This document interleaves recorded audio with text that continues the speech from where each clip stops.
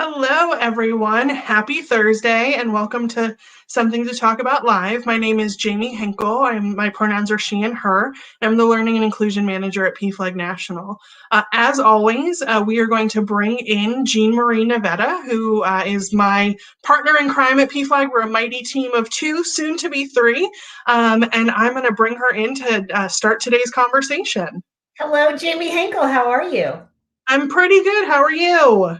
I'm doing okay. Winter in the desert is an interesting experience. It varies from day to day. Well, I was just about to say I was a little bit disappointed that the groundhog said it's still going to be winter. I don't know how much I put into that, but it was a bummer of a headline to see. It definitely was, and I feel bad for our friends who actually are in snow, and I'm not going to talk about it any further because I immediately alienate 3/4 of the country when I do that. All right, well then I will be back, but have fun today on Something to Talk About Live. Thanks, Jamie. Hey, everybody. My name is Jean Marie Navetta, and I'm the Director of Learning and Inclusion at PFLAG National. My pronouns are she and her, or if you speak Spanish, ella. And every week we get together to have a conversation about something interesting to us that intersects with LGBTQ issues and the LGBTQ community, along with our families and allies. And this week, it is the first week of Black History Month. And so we are definitely having a conversation about that. Certainly, we believe in talking about Black history and contributions year round. But I think that this often gives people a lot of extra lenses on the commemoration. And so to do that, I have two of my colleagues with me from PFLAG National, Jamel Dooley and Sechelle Brooks. Hello, my friends. Hello. How are you? Or are you complaining about the groundhog too? It's cold and it's snowy here. Like I'm one of those people that's affected by the snow. I won't say anything else about the weather so that way nobody starts disliking me even more than people typically do at this time of year. So we are talking Black History Month. And we have a lot to say about this. So for those of you following along, and if you would like to grab this week's article, it is a great article from Nico Lang and appeared on NBC News. And it was Celebrate Pride Month by honoring these Black LGBTQ trailblazers. If you go to straightforequality.org/discussion series, you can get that article and the questions. And so Nico actually outlines the names of a lot of people, some of whom probably people have heard of. And then there were a couple that I thought were really great to include in there because they were different. But I want to talk about Black History Month, how we observe it, who gets observed, who doesn't, and how this all looks with both of you a little bit more. So it is that time, just like in June, suddenly queer people are super popular. During February, we start focusing on figures in Black history. So we always see this happen. Everybody's suddenly paying attention more than they do. How do you feel about the fact that this is sort of this annual, hey, everyone pay attention, and then we move on to sort of the next thing? And Jamel, why don't you start? I was going to ask who's going to go first.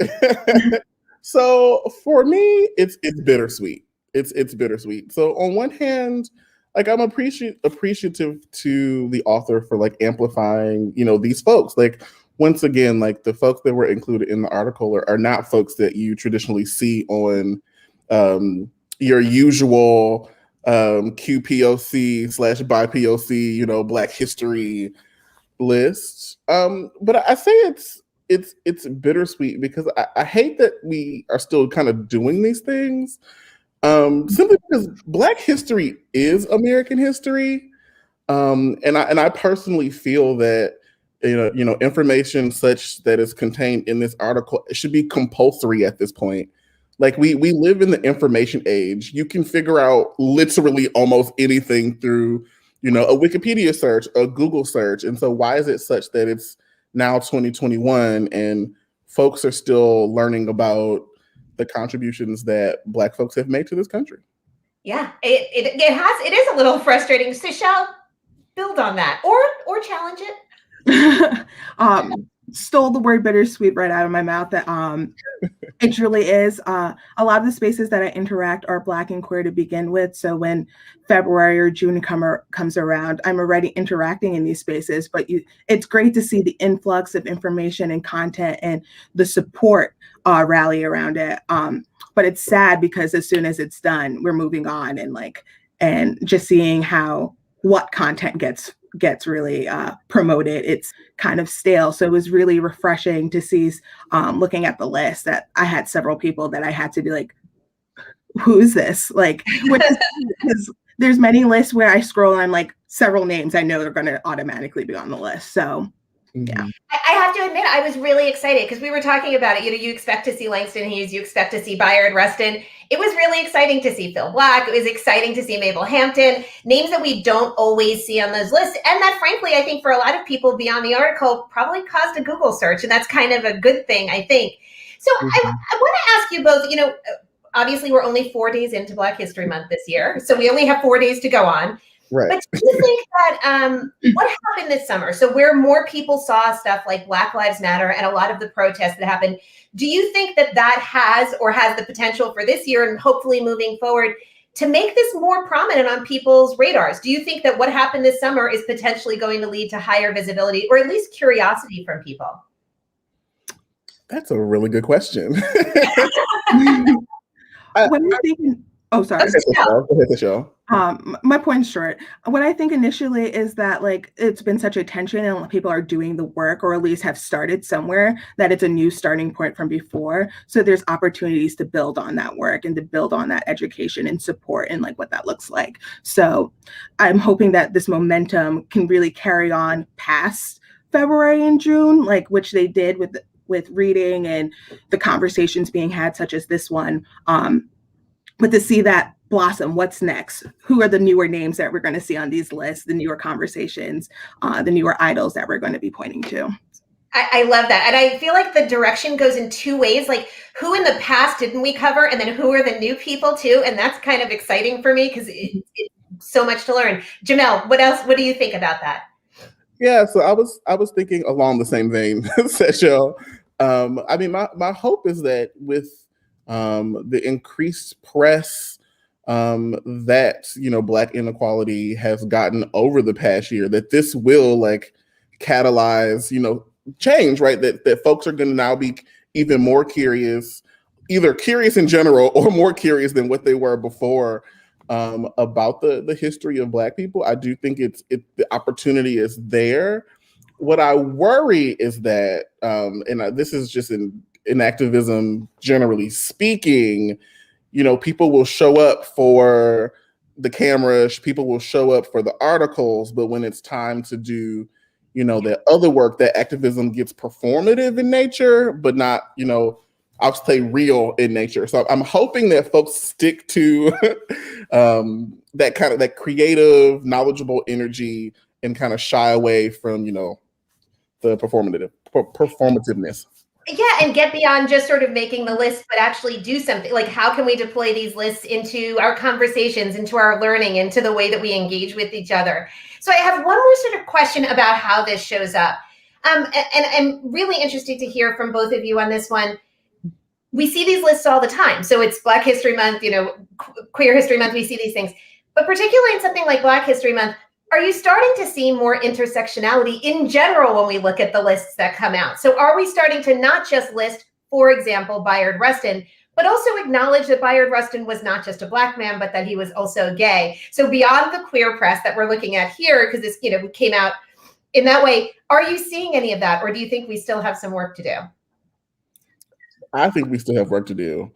I would say I do think things are a bit better now. I do think that some outlets are being more intersectional with lists or with articles of this nature. But I do think that some folks are having enough. They report that they're having enough difficulty, accessing information about Black history in general. That sometimes that queer folks of color go missing from those lists.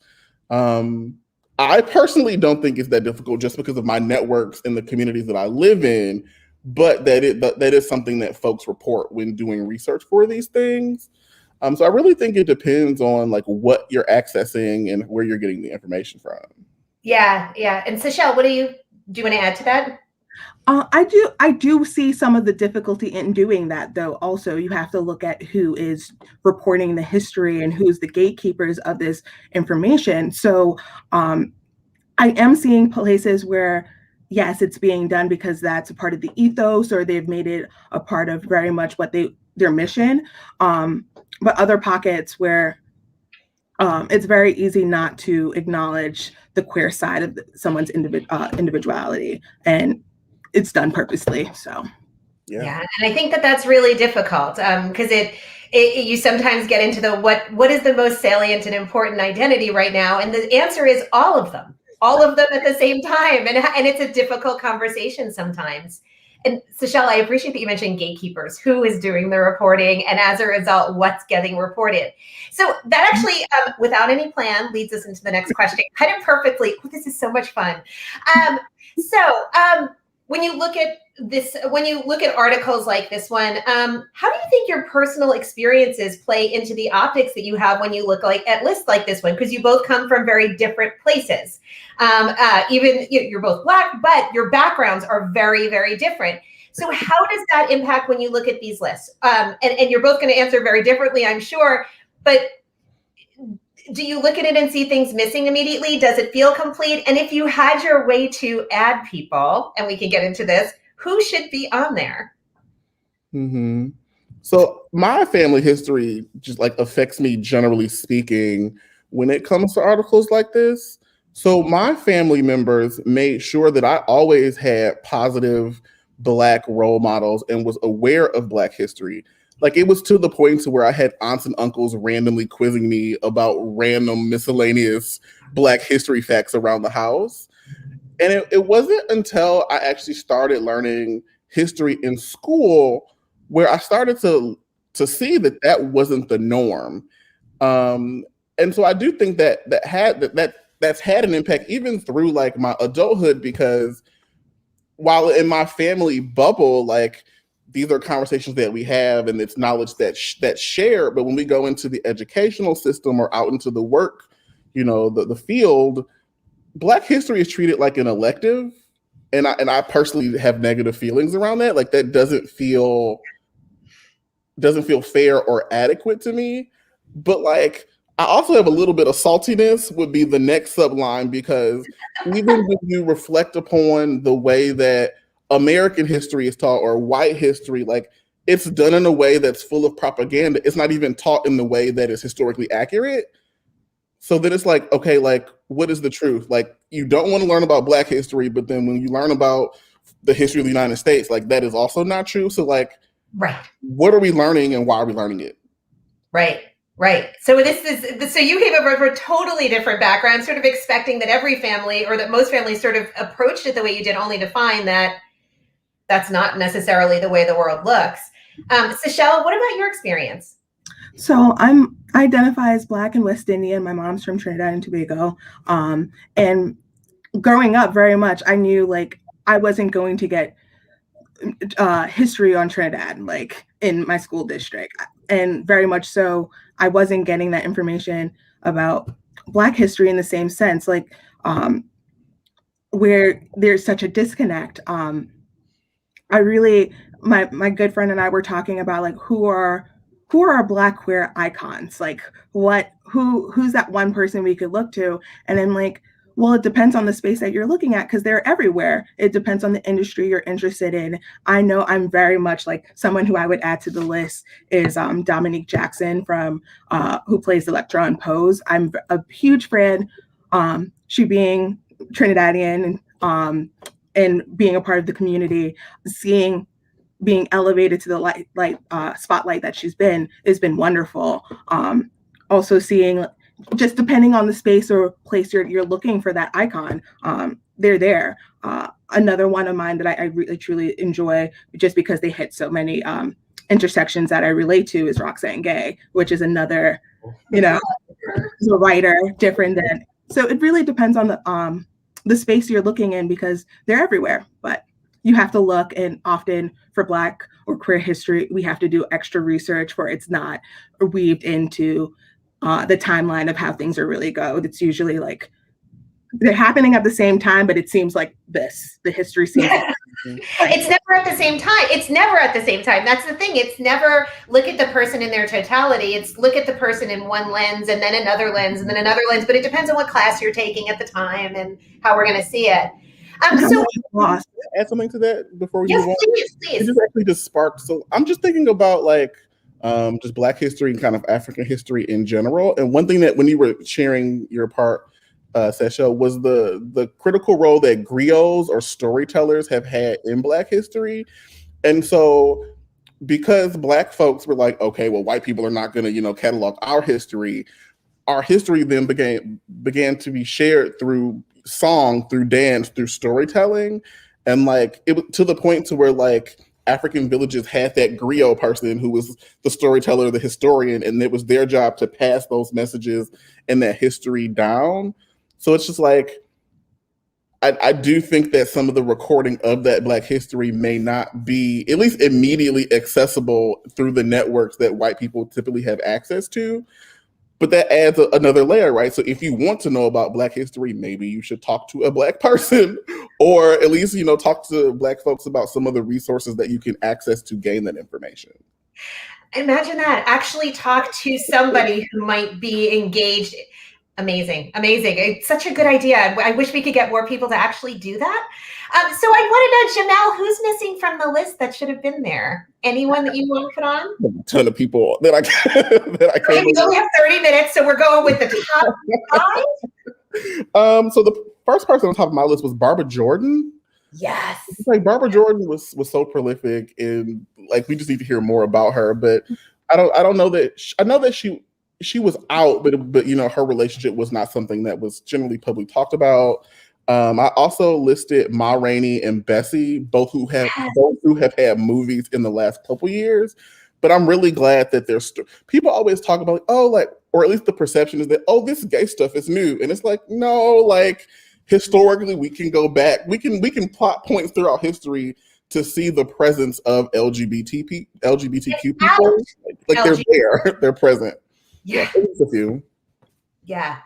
I really wanted Shirley Chisholm on the list too, because I just want everyone to talk about her constantly, but that's just sort of one of my obsessions.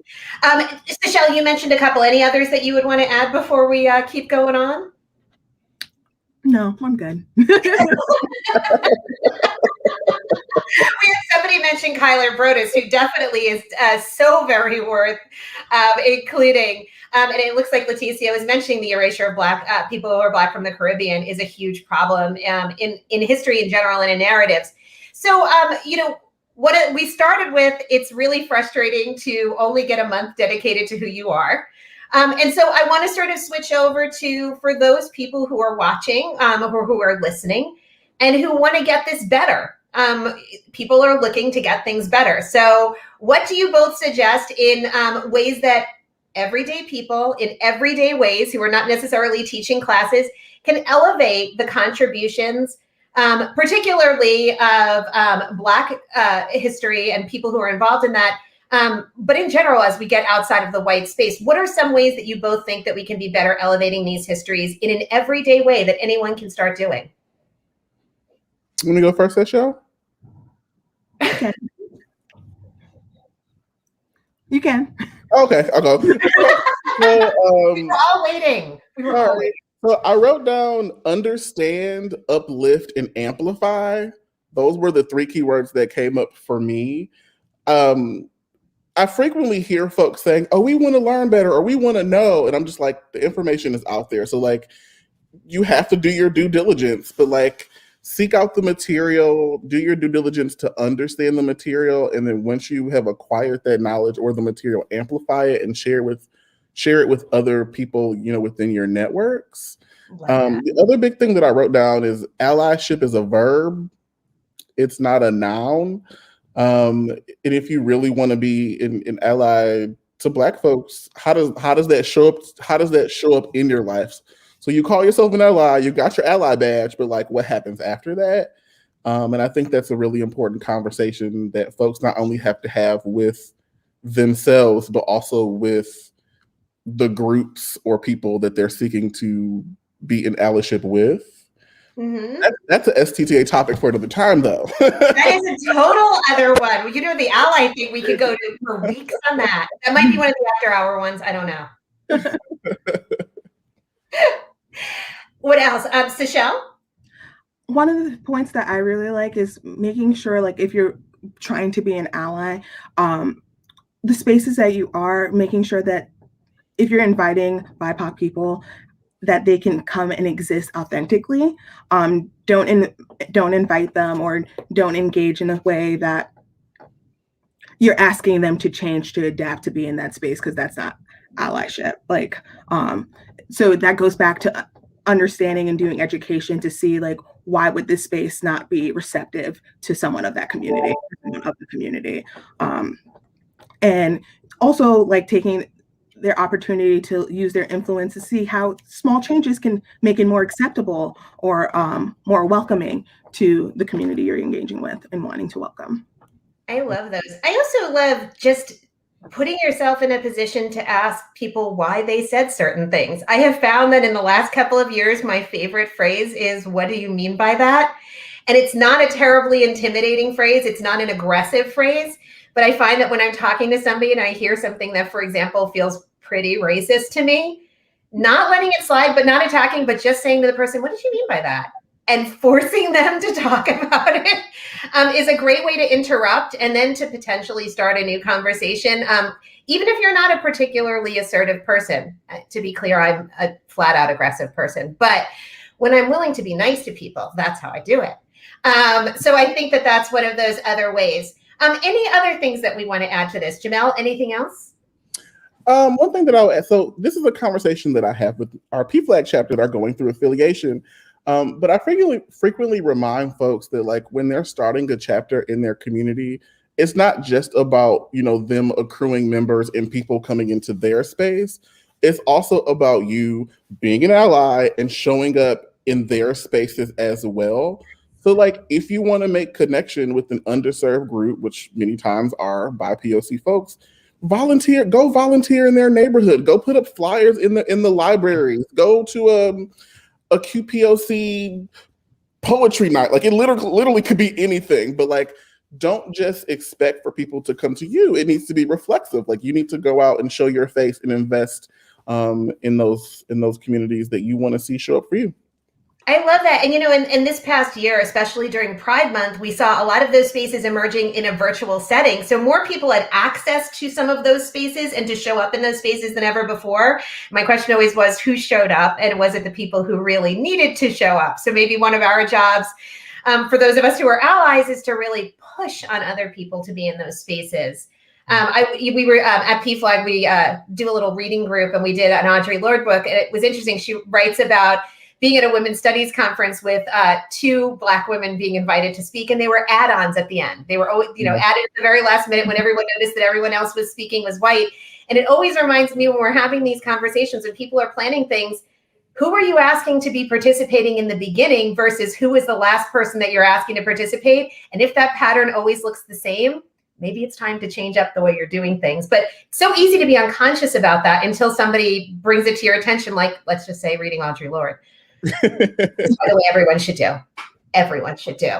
I am going to quickly ask Jamie if she can pop back in, because I think I saw a couple of questions pop up and I saw a lot of really good comments. Jamel, you've been quoted like 3 or 4 times. So you might have to do like I'm going to be the Henkel that you all know and love and share my thought before I get to other people's. So, whatever. One of the things that I was very much thinking about with that last question of sort of what can we do right now, I think it's also important to remember that, like, there are people who are queer, who are Black, that are making history literally right now.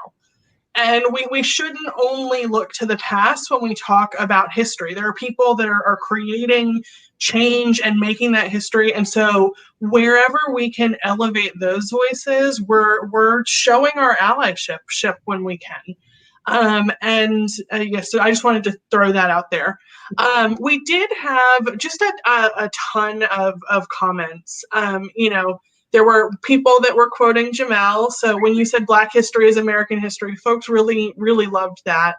And we also had a couple of people that really sort of appreciated this idea of allyship as real work and not just sort of performative. We had one person who joins our show very often who made note of the fact that when we're talking about queer Black history, that Black trans women are especially left out of those stories and whatnot. We did also, so Shell, you got quoted too. People, when you were talking about gatekeepers, really appreciated that and wanted to know sort of, you have to think about who those gatekeepers are. We did have one comment from Leticia, who is one of our colleagues, who made note of the fact when we were talking about just in general, that overall we're not seeing integrated history. And by that she means history that is rethought and reframed to create more enriched understanding of historical moments. So I think, Jamel, this is when you were talking about, not only are we not taught Black history, the American history which we're taught, the white history we're taught is often not right, not factual. So lots of really, really great comments. I have not seen any questions come through specifically. So if folks do have questions, please feel free to share them in the comments of whatever platform you are joining us from.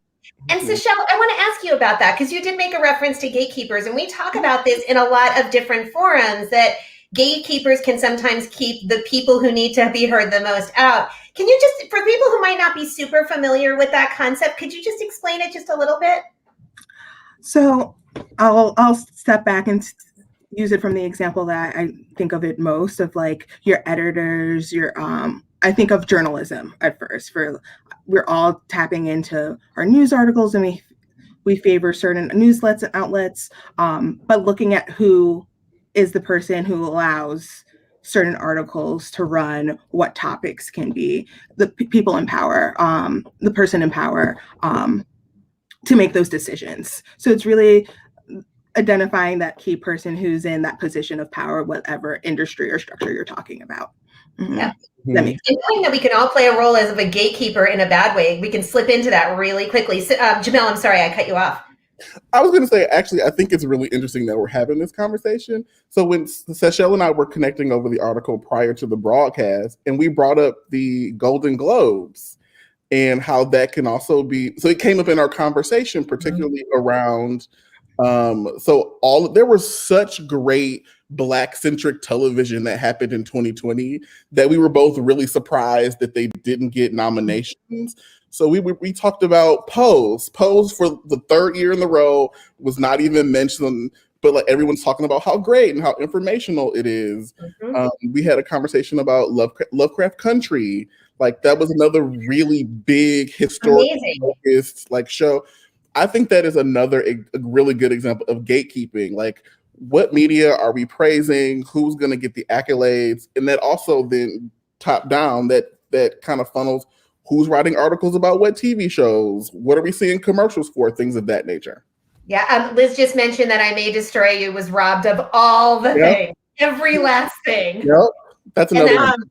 Now, one last comment that I do want to get to before we wrap up today. Jamel, you were talking a little bit about how this expectation that people will come to our spaces, sometimes you need to put yourself in other spaces. A PFLAG chapter representative in Boulder made note of the fact that you also have to be respectful of those spaces, and made note that sometimes they are going to be specifically meant to be safe spaces for BIPOC folks only, and it's not up to you to insert yourself into that space. So I just wanted to call that out and make people mindful of it. And again, our colleague Leticia made note of the fact that, showing up does not mean just going when you feel like it. So there are responsible ways to participate.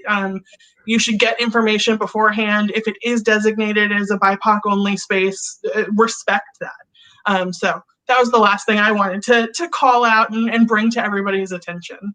Well, we are just about at time, unfortunately. Once again, making me wish we could do this for a whole hour, but no one wants to hear this voice for an hour. So we are at time. So Jamel, Seychelle, Jamie, thank you so much for being with us again. I know you'll be back to do more of this. So thank you all.